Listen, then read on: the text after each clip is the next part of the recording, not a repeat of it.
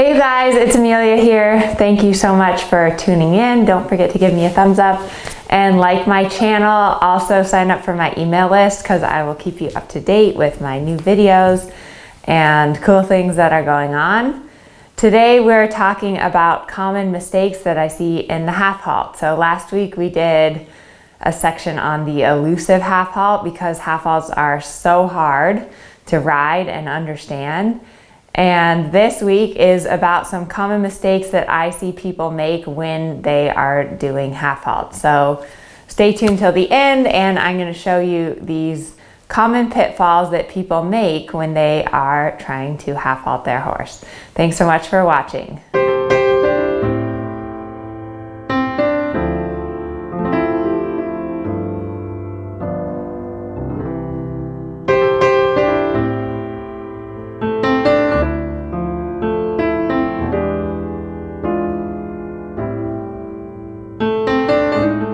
One of the most common I see is that the half-halt isn't in the rhythm of the gait. So if I'm going to half-halt his canter, I need to do it in the rhythm of the gait. So one of the most common things I see people do is that they're cantering along and they think, okay, I want to collect my horse, so I need to half-halt and gather my horse. And this is what they do. They lock up their seat and they pull back, and you see how I lost the rhythm and I also lost the gait. So now I'll show you the correct way to do it.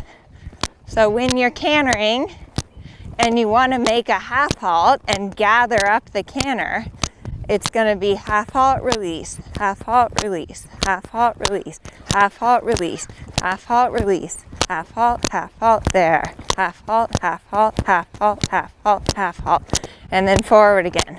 So I'm half-halting in the phase of the stride when I see his mane flying up.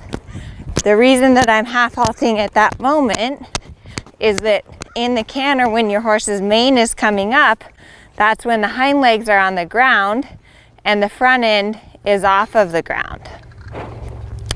So not half-halting in the rhythm is one of the most common mistakes. The second most common mistake that I see in a half-halt is too much rein and not enough leg. So let me demonstrate that to you. So a lot of people just go to their hands to do a half-halt. So if I'm going to half-halt and I'm just going to pull on my rein, okay, my horse stopped, right? That's what he was supposed to do. But a half-halt is only half a halt. A half-halt isn't a halt. So rather, if I'm trotting along and I'm going to half-halt my horse, it's more about energizing the trot and bringing the trot under my seat. So I'm going to bring him a little back, but I'm going to keep my legs on and I'm going to keep my seat moving because I don't want him to halt. So now once I do that and I energize him, then if I stop my hips, he should halt. So that's really important when you're thinking about a half-halt, is that it's a balance of how much seat, leg, and hand you use. And it's different in every single moment and every single day. So I mess up half-halts. Like this morning I was showing the Grand Prix and my horse, she's at a show, so she's a little bit different. And I found there were a few times where I half-halted and she stopped a little too much. So I said to myself, okay, for whatever reason today, my half-halts need to have a little more leg than normally at home. So that's really important, is that the half-halt is a communication with your horse, and the communication is very fluid. It changes all the time. It changes every moment. It can change throughout the ride. A lot of horses are lazy in the beginning of the ride, so you maybe need more leg in your half-halts. By the end of the ride, they're super hot, so you need more of a weight and a seat and weighting your seat, and also reins in the half-halt. What are other common problems and mistakes in half-halts? A third really common mistake that people make in the half-halt is that they lose their position. So your position is so important. It's like the basis of everything that you do.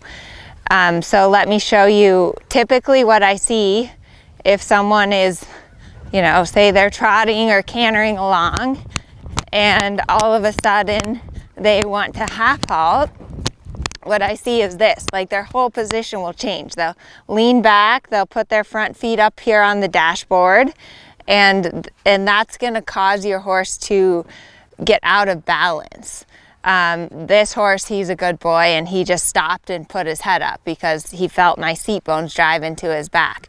So it's really important that, like I said, the half halts are somewhat invisible. Like when you're watching this video, you say, oh, well, she said she half halted, but I don't really see any difference.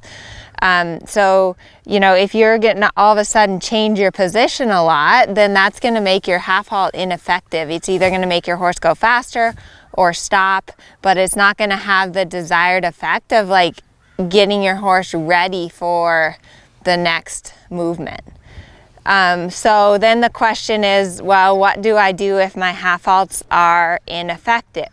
So if you feel like you're half halting and you want your horse to pay attention and get ready for the next movement and something's not happening, there's a lot of different things that you can do.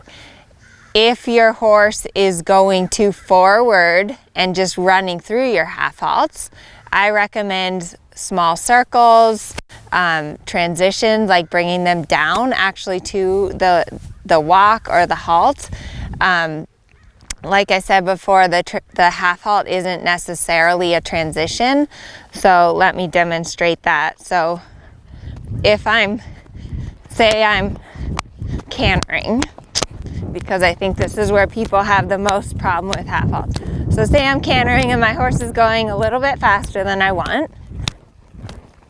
And I think, okay, I want to half halt, and I feel like I'm tightening my belly, I'm half halting every stride, and the horse really isn't listening. I may need to make a small circle and bring him down to the trot or the walk so that I can make my point.